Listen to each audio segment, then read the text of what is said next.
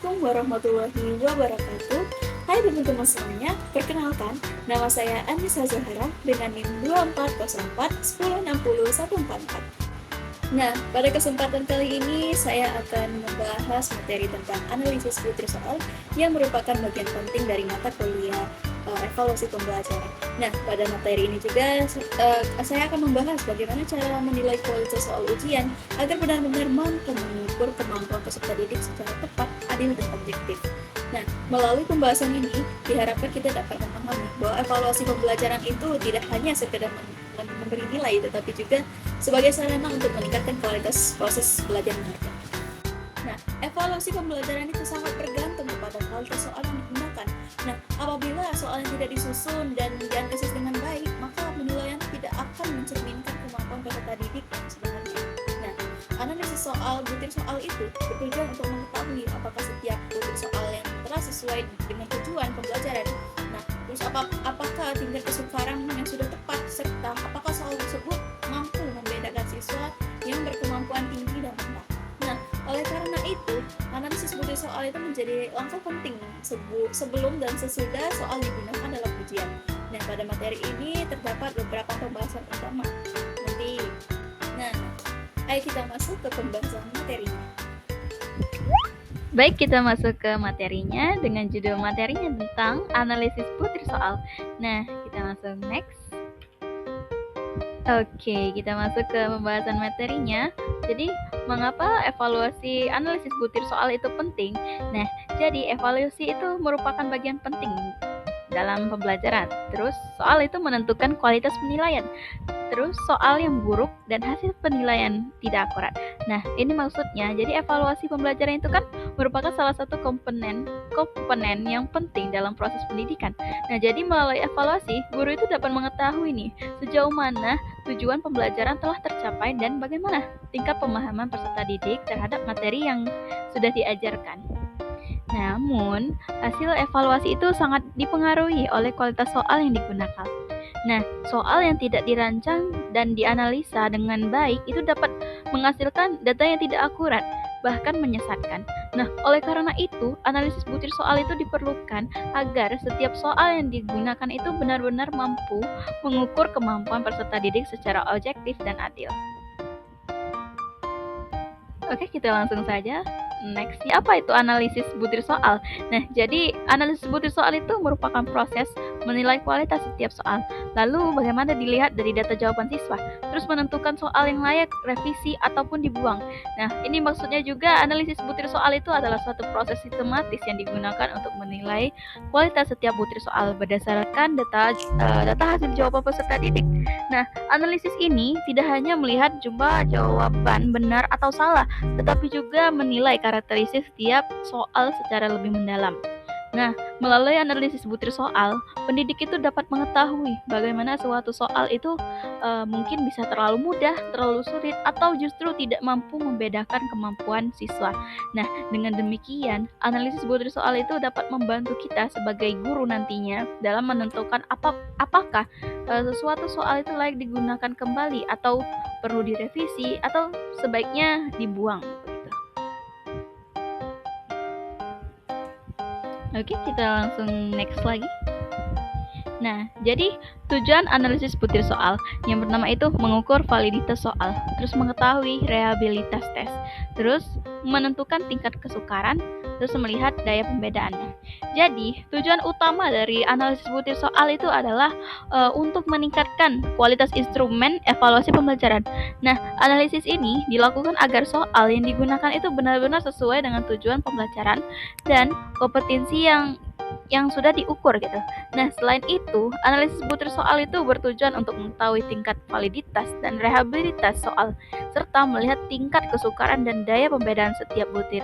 Nah, dengan analisis yang tepat, guru itu dapat memperoleh gambaran yang jelas mengenai kemampuan peserta didik dan dapat mengambil keputusan. Nah, jadi pembelajaran secara lebih tepat dan bertanggung jawab. Baiklah, selanjutnya. Selanjutnya kita akan membahas materi tentang validitas butir soal. Nah, jadi validitas butir soal itu merupakan aspek yang paling mendasar dalam analisis butir soal. Nah, validitas itu menunjukkan sejauh mana suatu soal itu dapat mampu mengukur tentang apa yang seharusnya diukur sesuai dengan tujuan pembelajaran. Nah, soal yang valid itu harus sesuai dengan materi, indikator, dan tingkat kemampuan peserta didik. Nah, jika suatu soal itu tidak sesuai dengan indikator, nah maka pembelajaran itu soal tersebut akan tidak dapat memberikan informasi yang akurat, meskipun secara tampilan itu tuh sudah terlihat baik. Nah, oleh karena itu, validitas itu menjadi langkah awal yang harus diperhatikan sebelum menganalisis aspek lainnya. Oke, kita lanjut lagi. Nah, materi selanjutnya itu tentang reliabilitas tes. Nah, jadi reliabilitas itu berkaitan dengan konsisten hasil pengukuran. Jadi, sesuatu tes itu dapat dikatakan reliable apabila dia itu memberikan hasil yang relatif sama ketika digunakan pada kondisi yang peserta didik itu yang sebanding. Nah, reliabilitas itu biasanya dihitung menggunakan rumus seperti Kornberg Alpha atau KR20. Nah, jadi semakin tinggi reliabilitas, maka semakin dapat dipercaya juga hasil tes tersebut itu memiliki instrumen yang reliable-nya tuh sangat penting. Jadi agar penilaiannya tidak dilakukan yang bersifat seperti kebetulan. Nah, tetapi itu benar-benar mencerminkan kemampuan peserta didik tersebut. Oke, nextnya selanjutnya itu tentang tingkat kesukaran. Nah, jadi tingkat kesukaran itu ada 3 itu, mulai dari mudah, sedang atau ideal, terus sulit. Nah, kalau nilai idealnya itu mulai dari 0,30 ya sampai 0,70. Nah, jadi maksudnya ini apa? Jadi tingkat kesukaran itu tuh menunjukkan seberapa mudah atau sulit suatu butir soal bagi peserta didik. Nah, tingkat kesukaran tadi bisa dikategorikan seperti yang saya sebutkan tadi, yaitu menjadi bisa soalnya itu mudah, sedang ataupun sulit. Nah, soal dengan tingkat kesukaran sedang itu dianggap paling ideal karena itu tuh dapat mampu mengukur kemampuan siswa secara lebih tepat. Nah, lalu sebaliknya, soal yang terlalu mudah itu atau terlalu sulit cenderung tidak efektif. Itu karena kemampuan ini tuh memberikan informasi yang jelas mengenai perbedaan kemampuan siswa. Nah, oleh karena itu, dalam suatu tes itu perlu terdapat keseimbangan tingkat kesukaran soal. Oke, selanjutnya. Nah, terus kita masuk ke daya pembedaan. Nah, maksudnya ini daya pembedaan mulai dari siswa pintar ataupun siswa yang kurang pintar istilahnya.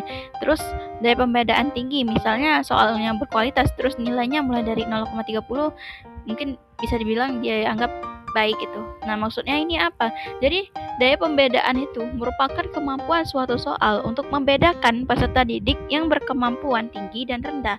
Nah, soal dengan daya pembedaan yang baik akan dijawab dengan benar oleh siswa yang benar-benar menguasai materi dan dijawab salah oleh siswa yang memang belum bisa menguasai materi tersebut gitu.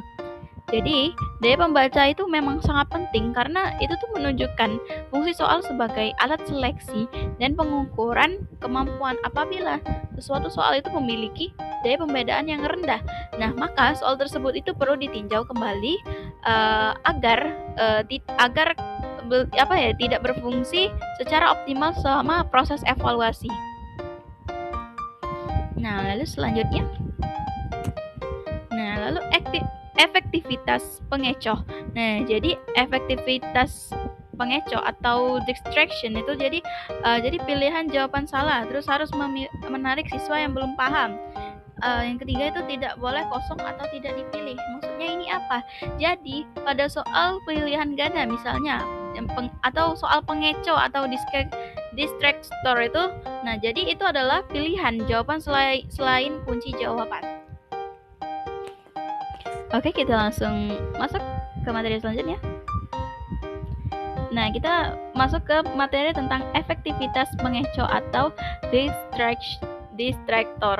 Nah, jadi pengecoh atau distractor itu dia itu dapat memilih jawaban yang salah, terus harus menarik siswa yang belum paham, terus tidak boleh kosong atau tidak dipilih. Maksudnya ini apa? Jadi pada setiap soal pilihan ganda, nah itu merupakan contoh soal pengecoh atau distractor.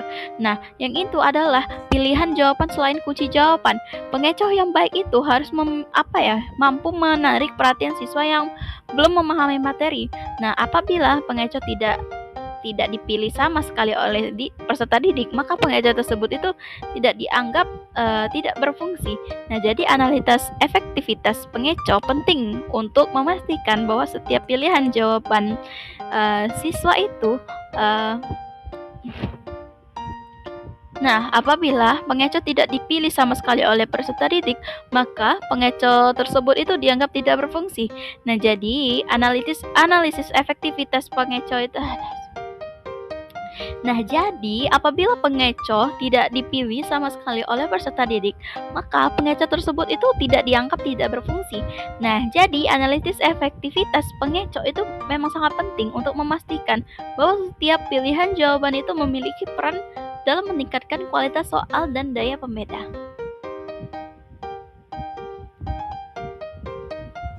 Nah, berdasarkan pembahasan yang telah disampaikan, itu dapat disimpulkan bahwa analisis butir soal merupakan langkah penting dalam evaluasi pembelajaran. Nah, melalui analisis ini, guru itu dapat memastikan bahwa soal yang digunakan telah memenuhi kriteria yang valid, reliable, dan memiliki tingkat kesukaran yang tepat, serta mampu membedakan kemampuan peserta didik. Nah, dengan melakukan analisis butir soal secara sistematis, kualitas evaluasi pembelajaran akan meningkat dan hasil penilaian dapat dijadikan dasar pengambilan keputusan pembelajaran yang lebih tepat dan adil. Nah, selesai sudah sesi penjelasan materi ini, semoga dapat bermanfaat. Mari kita akhiri. Wassalamualaikum warahmatullahi wabarakatuh. Bye-bye semuanya.